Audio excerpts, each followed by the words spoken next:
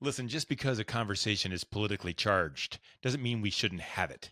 Just because I feel one way, you feel another way, one thing we say might offend another, doesn't mean it's not important to discuss, especially when it's about people. People are going through stuff, all people. And if we can make it better for them, we need to do it. We're going to talk about it next. Christian Ponce is next on Purpose Under Pressure. The heat is on. Let's get cooking. This is Purpose Under Pressure. It's a podcast about people like you and me. We get up every single morning. We swing our legs out of bed. We put our feet on the floor. Sometimes we put our shoes on and we go to work and we go with a purpose. And every single time we try, those pressures come up. They might be small. They might be gargantuan, but they try to knock us off our path. Will we let them or won't we? And will we stay on purpose or we go off astray? That's what the show's all about. So what do you do when the pressures rise? That's the conversation on Purpose Under Pressure. Don't forget to like us or follow us or subscribe. We appreciate it when you do tell others that this show is worth checking out, listening to, watching, wherever you stream your favorite shows. So thank you for that. It helps us let other people know that this show is worth listening to, and it might just make a difference in their lives. And that's what this is all about. So Purpose Under Pressure is brought to you by Sandler by the Ruby Group, serving sales professionals nationwide from Akron and Columbus and Jacksonville, Florida. They're also in Capital Region, upstate New York. They're providing sales training, revenue generation, business growth strategies, not just to get the deal done, but to make your team better, to make your team stronger, to make your business feel, act, be, seem the way it actually is, something built on purpose. And that's what you want your team to be able to do. Sandler by the Ruby Group helps with that in a tremendous way. I've been a part of it. I've been affected by it. It's changed my life and the way I look at a lot of things. And I hope it will do that for you too. If you get a chance, check them out online and reach out to them for probably the best phone call you'll ever have, whether you buy anything or not. They are at rubygroup.sandler.com. This is Purpose Under Pressure, and we can fade away from a lot of tough conversations, but why would we want to do that? If we're on purpose, why fade from anything? We're going to talk about some serious stuff today, and we might even get into a little bit of trouble, but let's see. My guest is Christian Ponce. He's a higher education marketing executive, the former associate vice president for marketing at Old Dominion University. He's also been with Miami University, Otterbein University, and Ashland University, right here where I'm recording. He's also from Honduras. He was born and raised there 30 years ago. He came to the United States of America, and welcome to the USA. Christian Ponce, welcome to Purpose Under Pressure. Bryan, thank you so much for the opportunity. It's great to be here with you today. I'm really glad you're here too. I follow you on LinkedIn and I see some of the things you're talking about, and the things that seem to stand out to me. I'm a big believer in education at the public school level and then in higher education. I think it's so important, but it's tough. And it's a different world, and they're struggling in that world a little bit. And you seem to always have a good understanding of if they just do this, they'll get it done well, and you have a good feel for it. Is that kind of what you're all about? What's your purpose, Christian? Why do you do what you do? My purpose is, I always say it in one tagline, if it's okay, right? To me, marketing is my passion, but multicultural marketing and diversity is my calling. And the reason for that is because, I'm a first generation college student. I came here as an international student, as you said, to a small school called Drury University now in Springfield, Missouri. And my sisters and I are first generation college students. So I've seen what higher ed has done for me personally and for my sisters, and how it's turned our lives. And not only for us, but generationally, right now, my nieces and nephews and my children all have gone to college. All my kids are going to college, no questions asked. I have my oldest daughter, Yolani, 23, graduated from the Ohio State University last year. My middle child is a first year student, freshman, I was going to say, but first year student at OSU in the nursing school. So I'm really proud of that. And what I've seen for me and my family, I want for other students as well, for other people. That's really good. And let's just set the table here, because this is not a political conversation. This is not taking sides, but let's call a spade here. If you're a multiracial, multicultural, if you're an immigrant, legal or not, in the United States of America today, it's tough. It's a tough road to hoe. There's pressures that are happening, again, right or wrong. That's not what this show is about, trying to decide what's right or what's wrong. It's not that. Right. It's just, let's talk about the human side of it. It's hard. And I wonder if you can share with others, maybe how hard it is. What's life really like? Let's cut all the political crap away. Let's talk about people Right, here. right.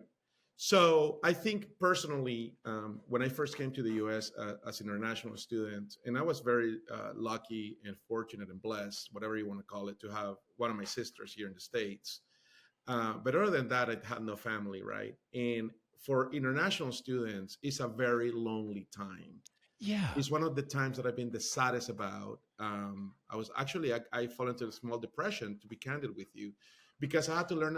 I have to speak a foreign language to me. I have to learn a different language, a different culture. Humor is different. The food was different. The weather was different. The people were different. Everything was different, and to me, but I was the different person to them, right? If you think That's about right. it. So Mhm. I had to learn quickly that I had to open my eyes, expand, be flexible, and it started as I was acquiring everything. I remember clearly, and it sounds it's almost like I don't know visionary. I opened my eyes one morning and I started understanding everything.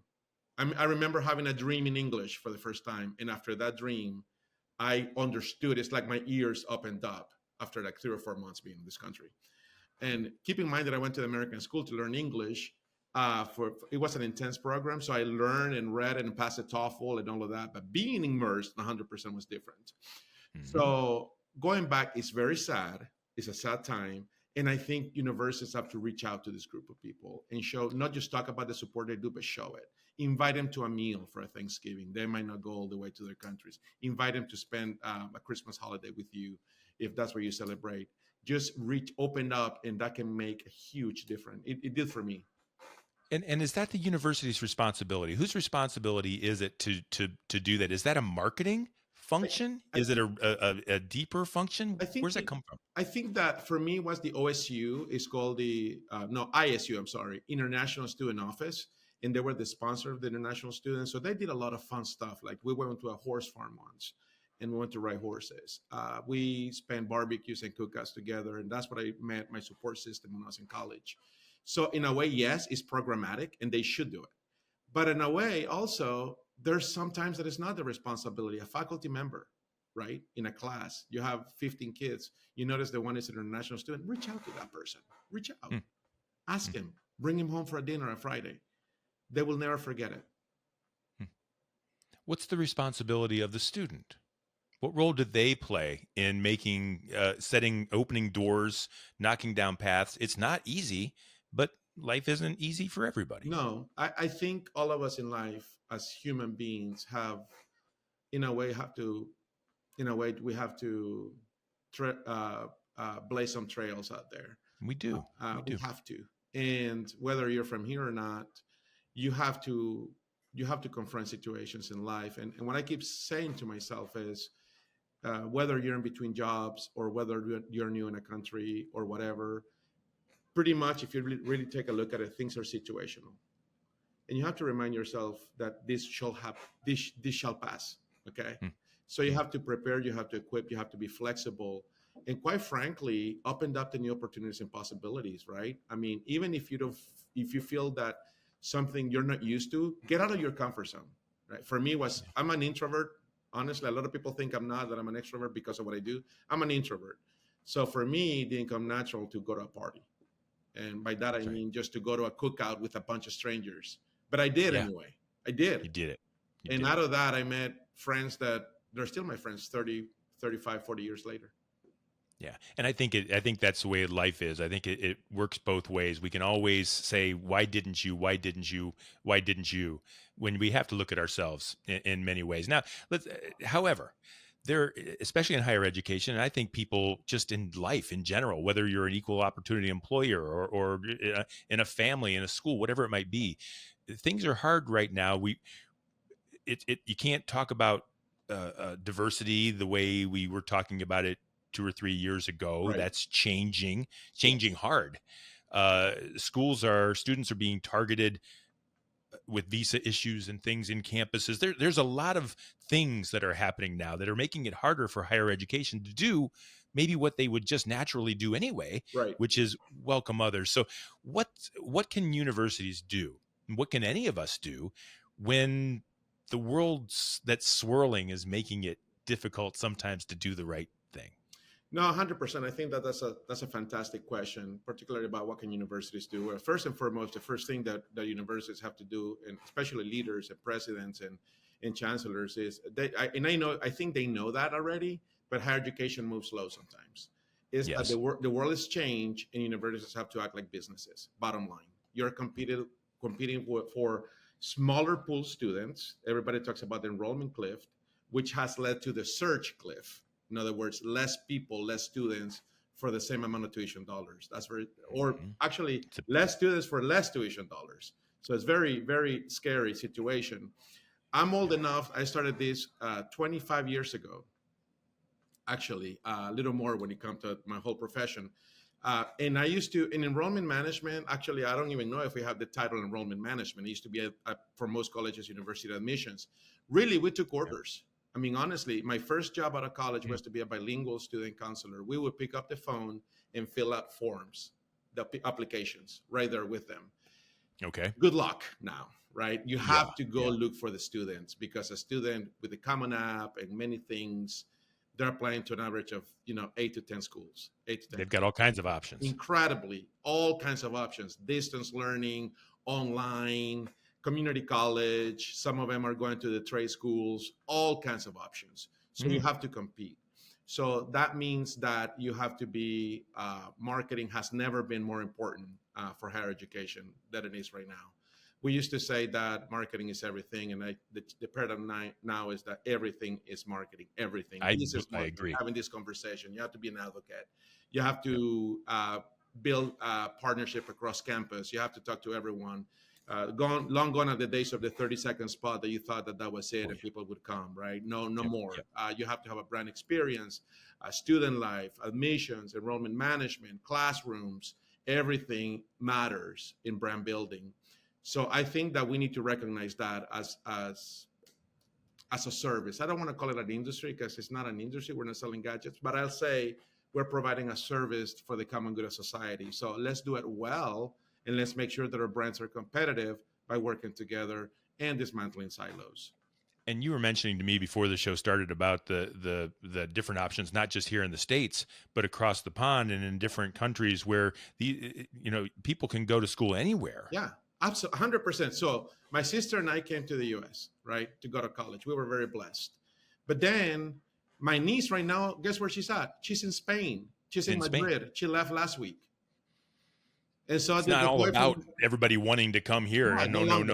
No more. I mean, some people still, but what I'm saying is the United States was the only fruit that people looked at. I'm speaking from Latin America. That's where I'm from. So, but now there's, the United States was the apple. Now there's some really appealing bananas out there and pears. And people have a little bit of a menu for what fruit they want. It's not only the red, juicy apple that they see. There's other things now. So my niece is in Spain. The boyfriend of my other niece is in Spain. One of my nephews was going to Mexico to go to medical school, decided not to go there. But I'm just saying that people are taking options. And one of my nephews is still here, went to school in the United States. But what I'm saying is now you have to compete for international students too. Yeah, and I think it's that way colleges, but with other countries. With all the countries, all the different options, and now with AI and all the different ways that we can learn things, that's going to even change even more.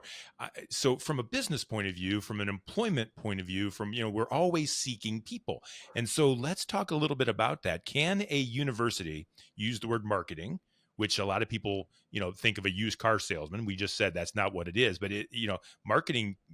If you say it, people will believe it. Like, can a university fake it? Can an employer fake it? Can you just put the EEO line at the bottom of your website and be good? Or does it need to start deeper as far as being welcoming to all types of people at all times? I would say that marketing can fake it with tools, right?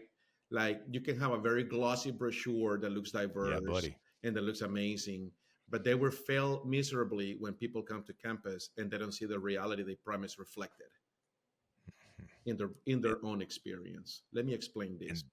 If you see a brochure or a view book that looks diverse, and let's say that you're a minority student, and when you go there and everybody there is not diverse and it's not what they promise, and there's not the support system. They don't have any clubs to belong to. There's no diversity on campus expressed in any way, shape, or form, in the same way that it was promised in the brochure or on their website. They can no longer fake it. And you know what's going to happen? They're going to leave. They're not going to stay for the whole semester. They actually might melt away. They might enroll, go there for a couple of weeks, and leave. Right now, and I'm not saying this happened because of it, but I was talking to my daughter yesterday. She, as I mentioned earlier, she's a first-year student at OSU, and she said that 3 people in her dorm already left. They already left. They already dropped out. So why? What I'm saying is, and it's not because of that, but what I'm saying is that is a reality. All schools or most schools experience melt. We call it melt, right? That people just come in and then they leave. So yeah, they can fake it to an extent, but it's not going to last. So let me ask this then. So a few years back, under different leadership, we had let's force this, right? There's all these different legislative bodies and whatever the terms were, but there was an initiative to make people feel more welcome. Yeah. So we forced people to act a certain way. Yes. We have a new leadership now and a new kind of cultural philosophy that is, not only are we not going to force it, we're actually going to inhibit it a little bit. We're going to take away visas, and we're going to do it differently. We're going to swing the pendulum even further. Correct. The question I have then is, how can a university do it without the cram down and without the limitations, and just knowing that there's federal dollars involved and there's all kind? How can a university make the immigrant or the multicultural student feel welcome regardless of all that political bullcrap that's going on? So that's a fantastic question. Quite frankly, thank you for it, because I know nobody has ever asked me that question the way you did. So I appreciate it. I think that we start recognizing that multicultural marketing and inclusion actually makes business sense, and it should be politically driven. Let me explain. In the United States, a few decades back, people freaked out. And when I said people, I'm talking about government, elected officials, that Spanish-speaking immigrants were going to take over the country and everybody would speak Spanish here. And they declared English the official language of many states. President Trump just signed an executive order a few months ago making English the official language. Do you think that Walmart has stopped advertising in Spanish because of it? I know they should not. They haven't. They won't. Yeah, right. Yeah. You're still going to see bilingual signs because, I hate to say it, but it's an enterprise. It makes business sense to communicate with a prospective customer in a way they can understand. Okay. They're going to say, oh, here, but they're here and you're in America, speak English. I'm the first one to say, I mean, your chances to succeed by learning English when you come to this country exponentially grow by hundreds and hundreds of percentage points. That's not the point. The point is that a lot of these students come from immigrant parents who have to work 2 or 3 jobs to meet ends. When and how are they going to learn how to speak a foreign language? It's just very difficult, right? So then we put them in this situation in which the kids themselves have to become translators. And sometimes these are 12-year-old students or children who are having conversations that they shouldn't be having. We're talking about with a lawyer, we're talking about with a doctor, et cetera, et cetera. Luckily now that's improving. I think hospital systems, the best ones, have professional translators. That hasn't caught up in colleges yet. Oh. So a lot of times, students come in and they come with a parent and they're in there's this cultural barrier. My advice is going to you is see it as a good. By doing this, you're going to be inclusive, but it behooves you if you're when you're bringing 20% of your student body that are Hispanic, for example, it behooves you to have a bilingual admission counselor. You should. There's no excuse not to have it because your critical mass demands it, right? So, but I'm not seeing a whole lot of that unless you're in California. Still not, huh? You're still not seeing that. No, you're not. Seeing you're it. not. I mean, why is it so slow? Why? I mean, know. That seems obvious to me. I don't know. I don't know. Even from a non-business point of view, you want to take care of people and you want your students to have the very best opportunity they can, no matter what. But from a business point of view, it's a business. It's like a whole world of a whole pool of people that I could serve really better than I am right now. And With just also, yeah, absolutely. And so again, unless you're on the coasts, like if you're like in California or you're in the East Coast or in Texas, you're not seeing that. And if you see it, there may be one or two, right? I think that depending on where you are and depending on what you want to bring to your school, I think that might be a missed opportunity. mm, I worked Bryan, I don't know if you never talked about it, but I was a business owner myself. I had my own advertising agency, multicultural marketing firm with my wife mhm, in the first decade, from 2003 to 2010. And I'll tell you this: I did a project for the Lumina Foundation. It had to do with the gap in higher education between Latinos and the rest of the American society. And let me just say that even back then, there was, I think, 5.7 percentage points or whatever. That gap is even more prevailing now, about 13% of who graduates. So mm, Latinos might be behind 4 or 5% in first year enrollments, but by the time they graduate, it's 13%. Okay, that's fine. Here's the problem, right? yeah. If you say as a country that's a Latino problem, you're wrong. When by 2060, according to USS's projections, up to one out of three Americans might be Latino. So is that a Latino problem or is that an American problem? Is that a Hispanic problem or is that an American problem? Do you want 1/3 of your workforce uneducated? Those are questions we have to ask ourselves. So yeah, we need to be paying attention to that as a society. That's when my passion comes out. It's not about Yeah. being Latino or not. It's making sure that everybody else is equipped in a way that keeps this country moving forward, and be as successful as it's been for the past 200 years. Yeah, I think we're short term. I think we're short term thinking. I think it's a business problem in that way. We're trying to make ends meet here and there today, and it's even harder for higher education as you said. There's fewer students, fewer dollars. Some of these smaller universities are struggling. They're closing, and the ones that are holding on are going to have to figure it out. I'm interested in your perspective on the future. Yeah, absolutely. There's a lot of problems right now that we're 100%. dealing with, but what else is coming along that a multicultural student is going to have to deal with, or the university better figure out moving forward to make sure that we all can have a fair opportunity in this world?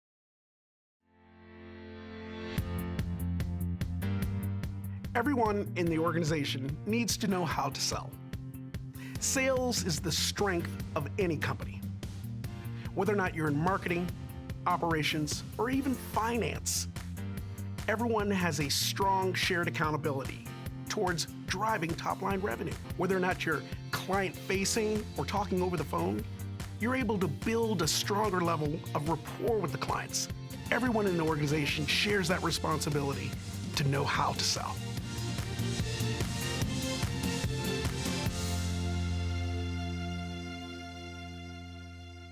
But what else is coming along that a multicultural student is going to have to deal with, or the university better figure out moving forward to make sure that we all can have a fair opportunity in this world? No, 100%. I think we have to change the language in how we talk, right? Okay. It used to be that they call it multicultural marketing or Hispanic marketing or African American marketing, and then they call everything else the mainstream. Mainstream was, Anglo-Saxon society, English-speaking society with European background, right? That's America. They all were used to.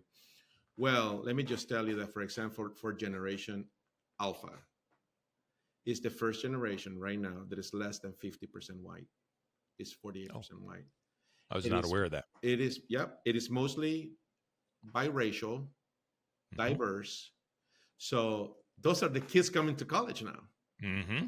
So that's the new mainstream. That's what I call it, the new mainstream. So you have to be very versed and you have to be very comfortable speaking in multicultural terms with these kids, because either one, they're biracial, they are diverse, they have a friend who's diverse, or they have a family member who's diverse. So everybody's in this pool. So from a college standpoint, understanding, having cultural intelligence, which is basically relating to people who are different from you, is a business skill now that I think you should embrace. You don't have to be Hispanic. You don't have to be African American or Asian. to be culturally intelligent. Actually, you can be Hispanic and not be culturally intelligent. I come from a homogeneous society where everybody's Hispanic, right? Mm-hmm. And I came here, so I had myself to acquire a lot of cultural intelligence to relate to people like you, Bryan, who were born and raised in this country. So we can have productive conversations like the one we're having today. That required a whole lot of cultural intelligence for me to adapt and learn. Except, for example, Americans are very direct.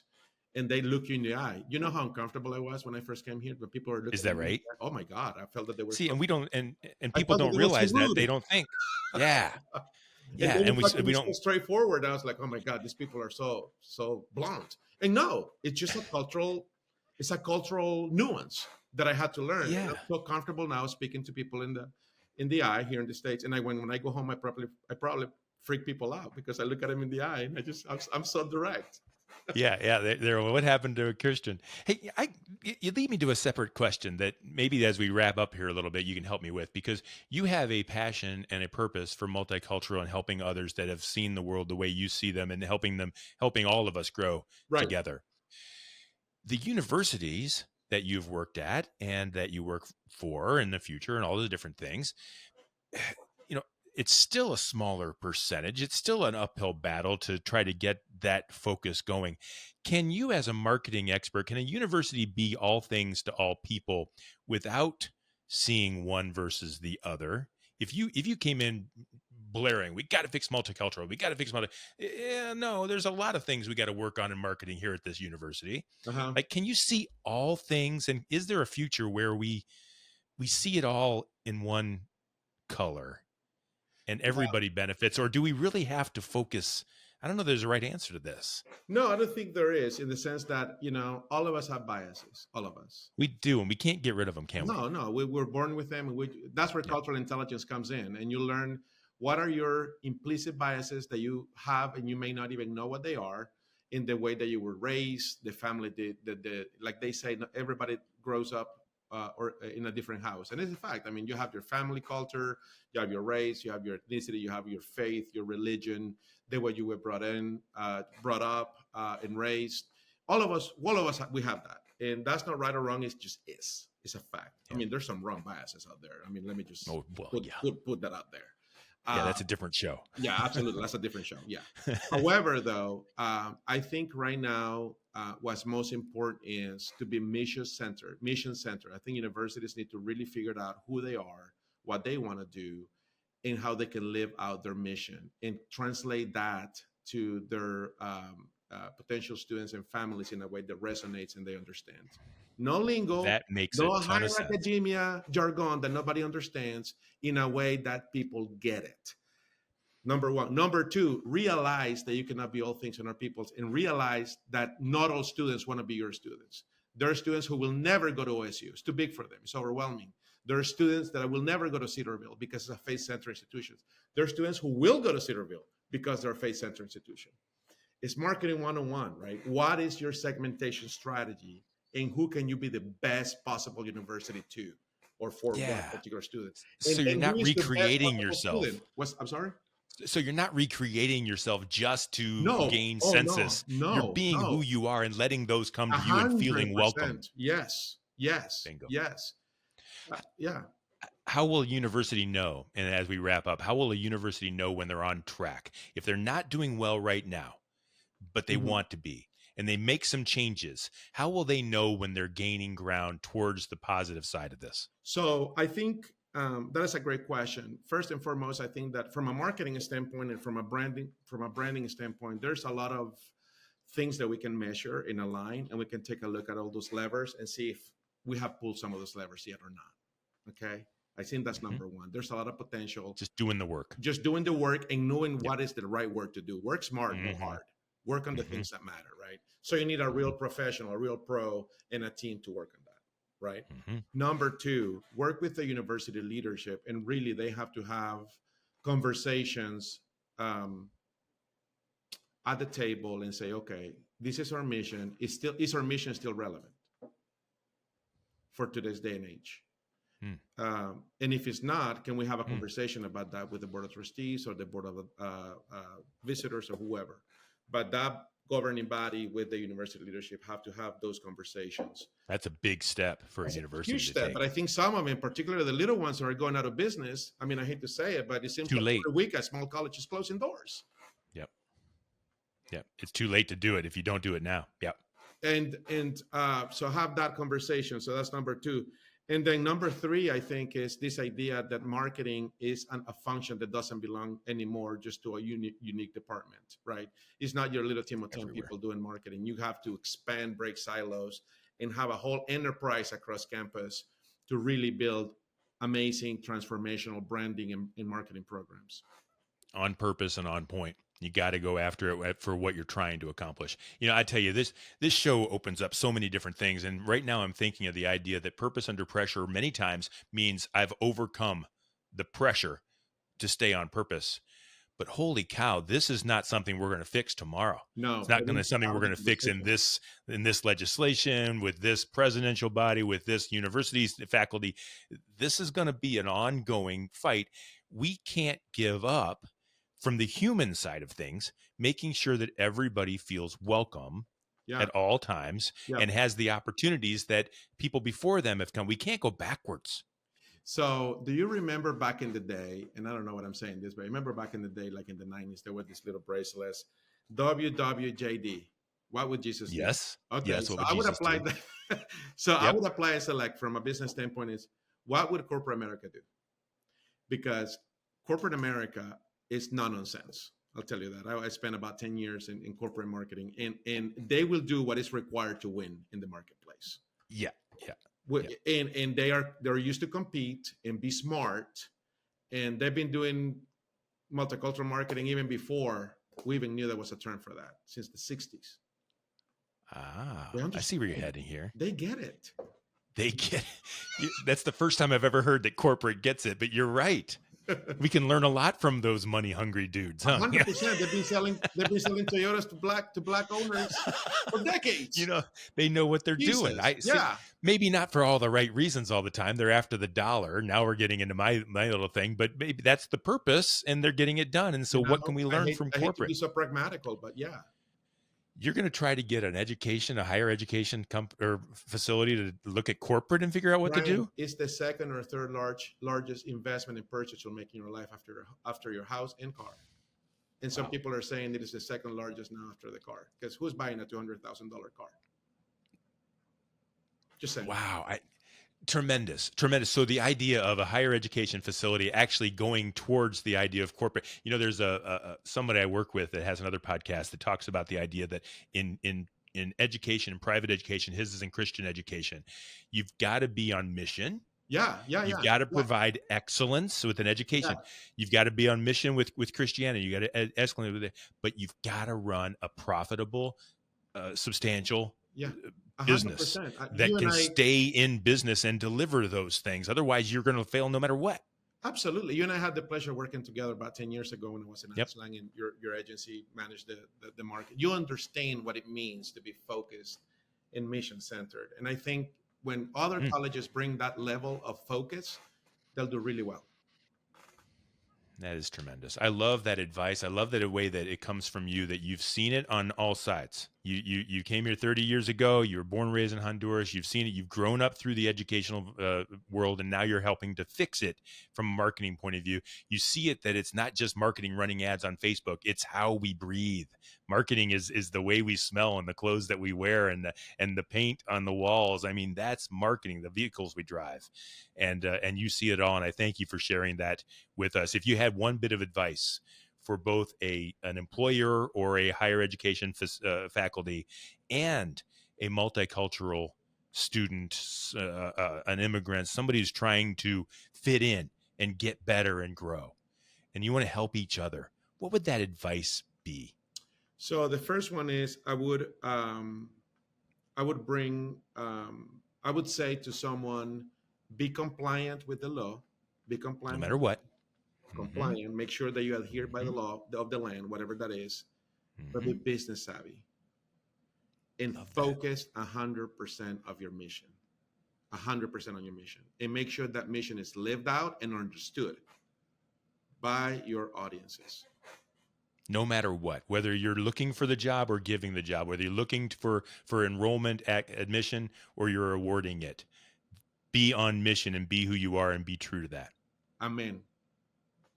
Bingo. I love that. This is Purpose Under Pressure, and that is a great point. I think under any, maybe, Christian, under any pressure that you're under in the world, let's overcome it that way. Let's be who we are and be 100%. real, and let's just be. I actually was with. It sounds simple, but we don't always do it. No. Actually, this is a conversation I had with my executive coach a couple of weeks ago, right? So I came here when I was 20. So I learned English. I kind of talked a little bit about that earlier. I was so self-conscious about my accent, so self-conscious about my Spanish accent, until one time I saw a guy like me commanding a room about 500 people in a presentation. And I was like, if that guy can do it, I can. Yeah. So can I. But the point is that I told that to myself, but it wasn't until I talked to my executive coach that I said, like, be who you are, bring your authentic self to the boardroom, whether that's an interview and a meeting, and be who you are. So be professional, but be authentic, be who you are. I love that. If somebody wanted to reach out to you and talk to you more about this, or learn more about you, or put you to work in their organization, whatever it might be, how would they find you and reach out? Thank you. Go to my website. I have a website. It's Chris, CHRISPONCE, ChrisPonce.com. ChrisPonce.com. We'll put that up on the screen here and put it in the show notes. And I hope that people will, because I think you have a lot to offer. And I know you're going to do great things in the future for a lot of people. And I think maybe even for yourself too. So I look forward to seeing where you come out and the lives that you impact.